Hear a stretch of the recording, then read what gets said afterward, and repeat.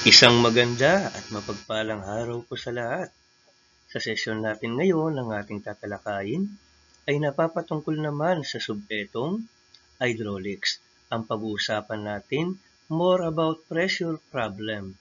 At ito ngayon ang ating given CE board problem. Ang ating CE board problem for today ay binigay noong CE April 2023 at May 2015. Atin na pong simulan ang ating diskusyon. Ang ating given CE board problem na ibinigay during SELE Board April 2023 at Civil Engineering Licensure Examination May 2015. What height of mercury will cause at 690 kilopascal?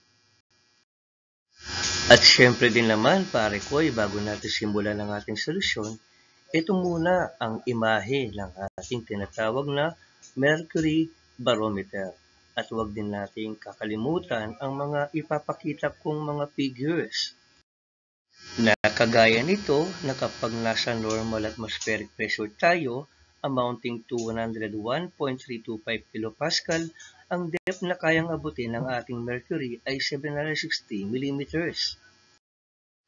At ang katumbas naman ng 1 kilopascal ay 1 kilonewton per square meter as our conversion factors. At syempre, pare ko, isa-isain muna natin ang ating mga given sa ating given CE board problem.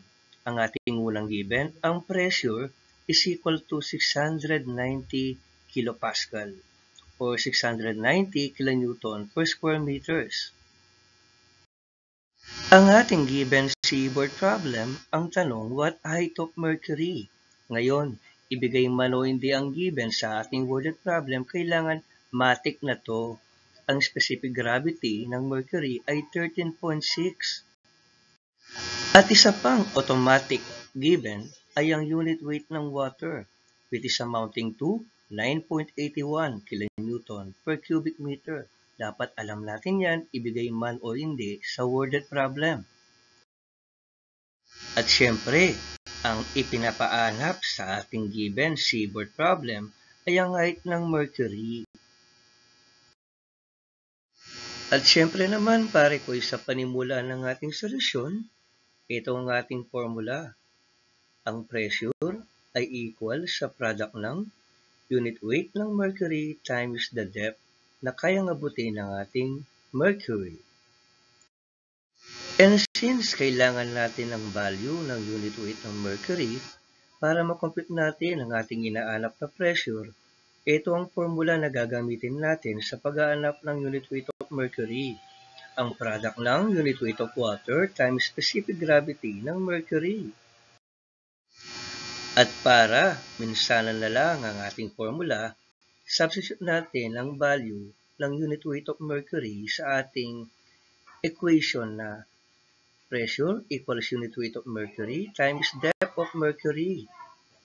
Kung kaya't ang ating final formula, pressure equals unit weight of water times specific gravity of mercury times the depth of mercury or the HG. Coming up next, pare ko'y, direct substitution na lamang.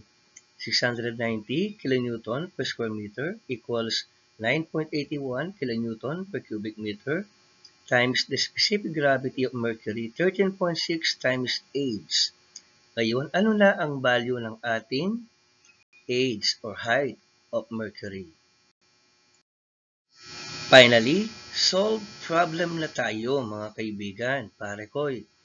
Ang height ng mercury that will cause at 690 kilopascal is 5.17 meters.